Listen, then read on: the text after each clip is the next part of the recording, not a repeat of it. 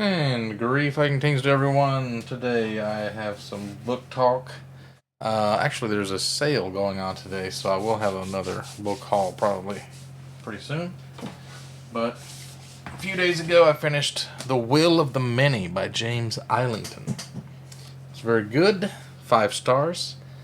Don't think I'm going to put it in my favorites category, but it is pretty wild, and I enjoyed it thoroughly. It's actually put the cover on backwards, so let me just flip this. This is a very interesting magic system that is like a pyramid scheme. It's not even really magic. It's like this world that runs off of willpower. Kind of like a Roman world, but it's also got Egyptian kind of pyramid themes. And the names are kind of Roman. And if you see the new cover for this, it's got like one of these big, I would call it like a big stone box. It's supposed to be like a train car or a spaceship that you can control with your will. So there's kind of like technology that they use willpower for, like locking objects together, kind of like a sympathetic magic system, but uses willpower. And there's also, like, it's kind of confusing because they're Roman, so they talk about styluses and like writing on wax tablets. But then you'll see a scene where there's like a guy with a stack of papers. So if they have paper, why are they using wax tablets? It's kind of weird. It's also kind of like a young adulty feel to it because the main character, which this is kind of weird too. The main character, I think he's like 17. He's an orphan, and he gets adopted by this guy who's like 23, 21, 23, and he's married, got a wife. It's just this weird Roman society thing where, like, if you adopt somebody and you send them to this special school, it raises your ranking up or makes you look better for your family or something like that. So there's 3 forms of government, or 3 like factions within the government. There's the government, and then there's the religion, and then there's the military. So politics, religion, military, basically. And so what's going on with this guy? He's like an orphan. But, okay, so there's the willpower system. Let me explain this to you first. At the beginning of the book, there's this rankings thing, right? And it says rank 1 is a princeps, and he has 4,000 so people he receives will from.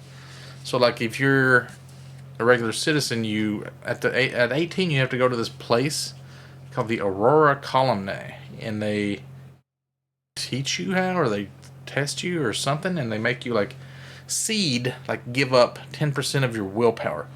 So when you do that, it's kind of like you're giving up 10% of your strength or something. Like, you can do things, but you don't enjoy it. It kind of gives, I don't know how it really works, but like the people that are rank 8, they don't receive willpower for anybody, so they just lose 10% of their willpower. So they're kind of like slaves. They do all the work, but they don't have any enjoyment afterward or something like that. So like the people above them, the Septimus, level 7, they receive will from 8 people. So 8 people giving you 10% of their willpower would give you about 80% stronger than you normally would be. So you're almost twice as strong as a normal human. I'm assuming this is how this works. Level 6, you get willpower from 56 people. So 56 times 10% is like 5.6 times the strength of a normal person or something. But then, besides seeding your will, you also have these people that get put in jail, and they put them on this table, and it sucks away 50% of their will. It's sapping. Like, if you do something bad, they sap your will. So I don't know where that will goes, if it just goes to like the collective will, and that gets distributed down the pyramid to everybody. And it's not just one pyramid either. There's multiple pyramids. Some of them may just go up to level 5 or level 4 or 6 or whatever, in different groups within religion, within military, and within everything else. So I don't know if there's just one princeps, like the king of the world. This hierarchy is what it's called. Like, a lot of these countries and islands and nations that didn't want the hierarchy to begin with, they exist, but they kind of got forced into it. So the main character, he's this orphan. He's never ceded his will to anybody.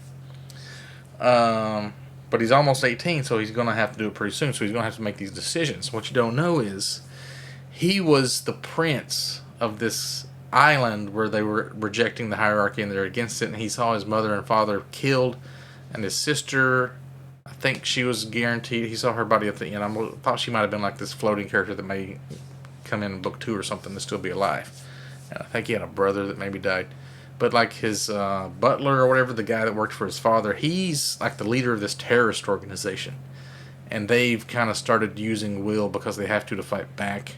And they're doing this weird stuff with it. And he's like, kills thousands of people at this one event. And then he has the main character kill him. He basically suicided himself, but he made the main character look like he did it. So this main character becomes like a hero. And he gets into this school where the other main character, his father, was pretty much the same age as him, 21, 23. This guy's 17. His brother mysteriously died to this school, and they don't know why. Like, so all of a sudden, there's all these extra people that are dying every year from this contest. So it's kind of like Hunger Games. Like, they have this contest called the Udicium at the end of the year, and like 2 people a year have been dying from it really mysteriously. So he sent them in there to explore these 2 ruins that are on the island. They think it has something to do with it. Like, religion is doing something with these islands. They're trying to, like, because there was this pre-cataclysm that happened, and maybe that's where the technology comes from, and they don't really understand how it works. But like what I was talking about before with the big train car that you control with your will. Say you're like a Sextus would be probably too low, but a rank 4 or 5 guy, a Quintus or a Quartus, let's say. You have enough energy from all these other people, because when you're getting 10% of somebody that's a Septimus or a Sextus, that's 10% of their willpower is combined, right? Okay, so a Septimus gets 8 people's stuff. That's not even a full person. That's just 80%. But a Sextus gets 56 people's stuff. That's 5.6 times as much as one person. So one Sextus, 10% of that is like 10% of 5.6 people. And each one of those, like 10% of a Sextus is more than 10% of a Septimus or an Octavius. Octavius, whatever it's called. So it's like this pyramid scheme. You get more and more energy the higher up you are, because the people below you have more energy to give you. Does that make sense? So you're using all this extra energy, not just to be super strong, or I don't even know what else they do with it, really. I didn't really explain like what they do with the will in this book as much, which is something that's kind of lacking. You're using it to like run devices or something. Like, so let's say you're running this train car with your willpower, and all of a sudden, like 1,000 people under you get killed in a terrorist attack. Whoa, you just faint because you don't have the willpower to hold it up anymore, because, and maybe it crashes. Maybe that caused all these kind of like chain cascading events, whatever it's called.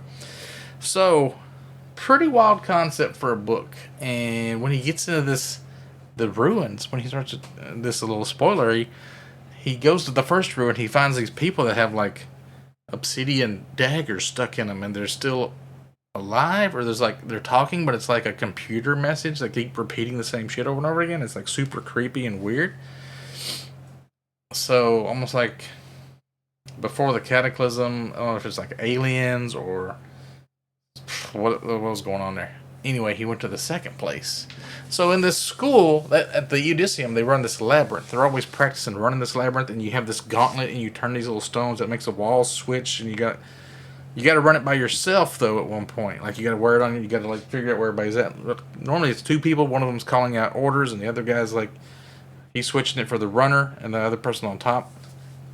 But when he gets to this second ruins, there's like a labyrinth there, where it's like life or death. You either make it or you don't. If you get killed, there's these like bladed things that chop you up. And like you get past it and you get to this like, what was it called? Lucidium or Odysseum? Something like that. Like a light and a dark place, I think it was. And like he's trying to figure out what it means. And there's something about synchronism or synchronicity. And it's really wild. The second book's maybe going to explain it a lot more. But yeah, running the labyrinth, and then like there's this whole thing with he gets betrayed because people, they don't know that he's never ceded his will, so they assume things about him, like he's going to use will, he never does, or he's susceptible to things he's not susceptible to, and they actually go to his island that he's from, like on a school trip, and they're like, "You're from here?" Like they didn't realize he was from there. Like he knows people, and there's like secret passages, and he's like spying on people, and all this crazy shit that happens. It's a really good book. Just something about it kind of odd. That's why I didn't favorite it. Maybe the second book will be in my favorites, but highly recommend Will of the Many if anybody wants to read it. I thought it was a standalone, but it's like going to be a series called, I don't know, Will of the Many trilogy, something, I don't know. Anyway, besides that, I also just finished today reading If It Bleeds. I already read it, made a video about Holly Gibney, the third story. But this week I read the first, second, and the fourth story. Kind of mediocre on those. Mr. Harrigan's Phone is the first story. It's pretty good. It's about a young kid who's reading books to an old man, kind of as a job, and then the old man dies, and the young kid has gotten him into like a cell phone, and he gets kind of addicted to it, and then he puts it in the old man's pocket at his funeral, and then he's underground, and the phone's under there, and he's like, I wonder what will happen if I call it, and then the guy answers him, but it's like a recorded message. Even like long after the battery should have died, and then he's like having bullies and like problems, and he wishes people would be dead, and then the ghost of the old man is like sending him texts, and he's like killing people for him and stuff. So that's made into a TV show now. I think it was a series, or maybe it was a movie. Then you got The Life of Chuck, which was kind of about a guy who had like a universe in his head, and you see the world is ending and stuff, and everything's falling apart, and it's really just this guy is dying, and there's a dancing scene, and it's just like about his life, and it's just kind of like, didn't really feel like it went anywhere. It didn't really like tie up all the loose ends, or it didn't really have a good plot or something. I don't know. Didn't really dig it. Then there's a story at the end, which is about an author who kind of gets writer's block when he's trying to write this Western novel, because he hasn't written his first novel before, and he's at this cabin away from his wife and kids, and the snowstorm hits, and then he's gotten a cold, he's really bad sick, and he hallucinates seeing a rat, which is kind of like a genie, which gives him a wish to like finish his novel at the cost of somebody he knows dying that has cancer. And the guy's wife dies with him, and it's kind of like the rat cheated him out of it. It's really weird. It's kind of like a genie story. Like basically, you get what you wish for. There's consequences. And kind of one of those kind of stories. So it wasn't really anything particularly new, but it was a pretty good read. So I'll probably give this book 4 stars because Holly Gibney kind of carried it. Normally it would be a 3 star based on the other 3 stories. So 5 stars, 4 stars, and then I won a contest on Goodreads, so I got this book in the mail. Next I'll be reading Dead and Gone by Charlene Harris. And then the next fantasy book I read will probably be, not The Wolf, but Justice of Kings. Because I want to read somebody new, even though it's kind of a new trilogy. Didn't really understand. This is called The Otherwhere Post by Emily J. Taylor. I won in a Goodreads. This is an ARC, Advanced Reader's Copy. Whenever I get these, I kind of want to read them first because I want to read them before everybody else gets to, but still got a couple of those I haven't read for Advanced Reader's Copies, but I just haven't gotten to them yet. So anyway, going to the library today for a book sale, and then I'm going to go by Goodwill, see what else I can find. But I'm kind of running out of shelf space again. So that's good, I guess. 1337, almost hit the leak time.